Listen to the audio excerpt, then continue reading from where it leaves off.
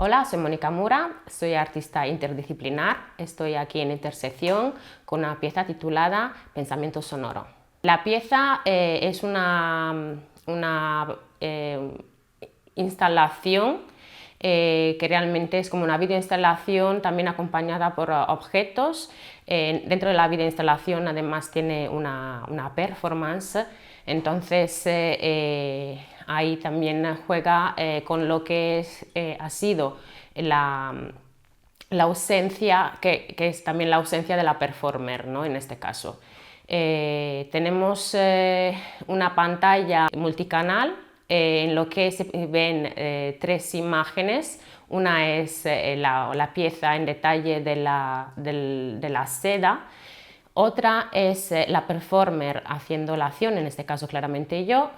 Y la tercera es un vinilo que está tocando el resultado final de una elaboración de los sonidos que después se traslada también a lo que son los objetos, los tres objetos que también siguen el mismo orden del vídeo.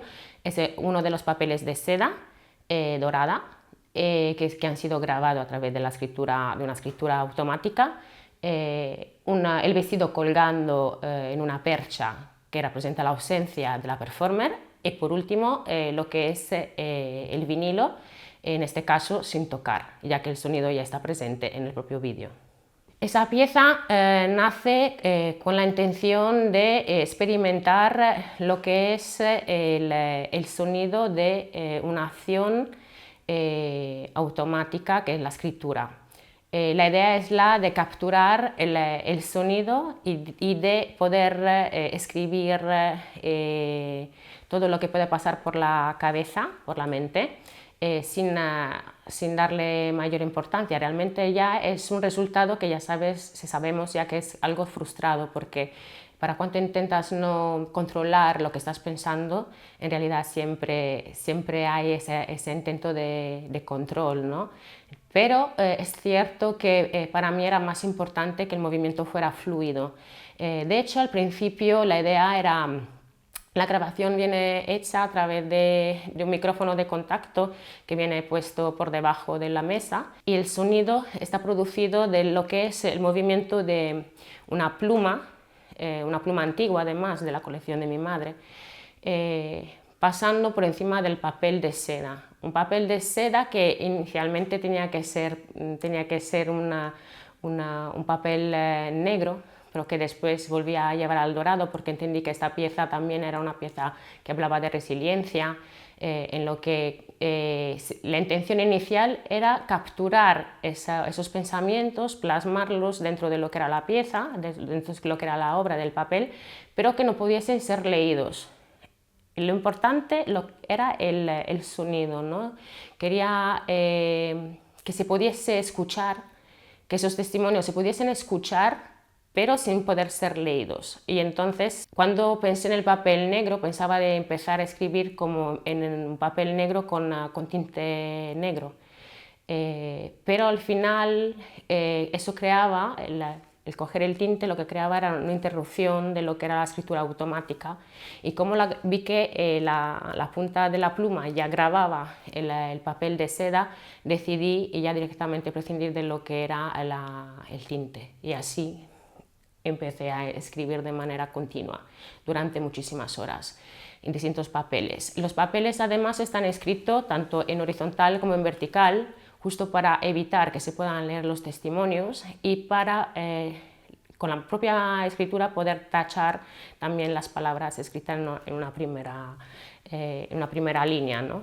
Ese fue un poco el proceso. Y después para mí era importante también hacer ese recorrido entre lo que es el sonido de la escritura en directo, porque esta pieza se presentó también en directo con una performance en directo en lo que las personas podían escuchar directamente el sonido saliendo de lo que era una pantalla de un amplificador. Y pasando de lo que era la escritura en directo, pasarla después, capturarla lo que hice fue capturarla con una Zoom, con un instrumento para pasarla en digital, y finalmente volver atrás y pasarlo a algo, a un soporte analógico, ¿no? Entonces, de lo que era, para mí era importante también jugar un poco con lo que está pasando ahora, ¿no? Lo de, estamos en una era digital en lo que estamos también con esa necesidad de volver a los orígenes, como puede ser una pluma, lo que era representado por una pluma en un papel, y también después, pero como necesitamos volver al vinilo muchas veces, sobre todo en lo que es el sonido, en lo que es la música electrónica, ¿no? Como pasamos de crear algo en digital para después plasmarlo en algo analógico. El proceso de creación, como estaba contando, se ha realizado en realidad durante muchísimos días. Lo que hice fue estar durante horas escribiendo y eso ha provocado también, por ejemplo, unas curiosidades. No estaba más acostumbrada a escribir a mano, estamos tan acostumbrados al ordenador, a lo que es la tablet o el móvil, y ese gesto de tener que volver a escribir durante tanto tiempo a mano, ¿no? Al principio me costó mucho y me dolía el brazo, por ejemplo, y eso también me hizo reflexionar y también el papel de seda, como es muy delicado, me ha obligado, y también era un poco la intención, pero también el propio soporte me ha obligado a tener que, no podía escribir de manera fluida como si estuviese escribiendo normalmente, sino tuve que volver a los ejercicios de caligrafía iniciales que había hecho de pequeña. Entonces es cierto que era una escritura más o menos fluida, pero también con esas dificultades de la delicadeza del propio papel, y de hecho si tenéis la oportunidad de ver la pieza en vivo, si os acercáis al papel podéis notar que hay pequeñas heridas, ¿no? Entonces, y creo que eso también es importante porque esos testimonios también hablan muchas veces también de recuerdos que pueden ser unos recuerdos no... pasa de todo, ¿no? Pero también recuerdos cuando estás haciendo ese tipo de trabajo, muchas veces salen también recuerdos personales, cosas antiguas, de repente yo hablo distintos idiomas y como curiosidad, por ejemplo, escribía en diferentes idiomas, empezaba hablando con un idioma, acababa con otro, y todo esto realmente como que creo que también esas pequeñas imperfecciones del papel, esas pequeñas heridas son muy importantes. Otra cuestión ha sido que en el proceso había creado muchísimas pistas y finalmente decidí utilizar 6 pistas para crear lo que era el producto final, lo que era el vinilo. Entonces es como un creciendo, aunque en un principio si estás escuchando te parece todo igual, si se escucha el vinilo con todas las pistas, escuchas todas las pistas, te vas dando cuenta de cómo el ruido, porque al final es un ruido, se va transformando siempre más en algo de un ruido blanco. Normalmente los trabajos que hago pueden nacer de la necesidad tienen como un leitmotiv normalmente, ¿no? que es lo que normalmente hablan del poder y del control en la sociedad. Aunque este sea un trabajo muy íntimo, al final, aunque yo lo plasme, puede ser un trabajo que hable de cualquier persona.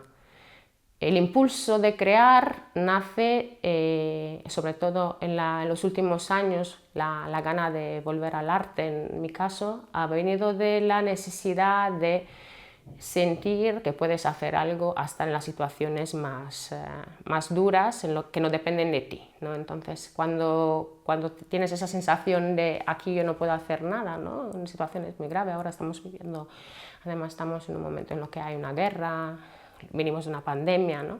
Entonces, yo tengo la suerte que cuando pasó esto, ya estaba como otra vez, ¿no? En un proceso en lo que decía, siempre se puede hacer algo, ¿no? Entonces, ¿cómo lo hago? Lo hago a través del arte. El arte es la que me permite poder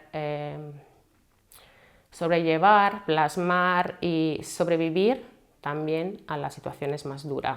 Y es la que te puede dar una posibilidad de sentirte libre, muchas veces.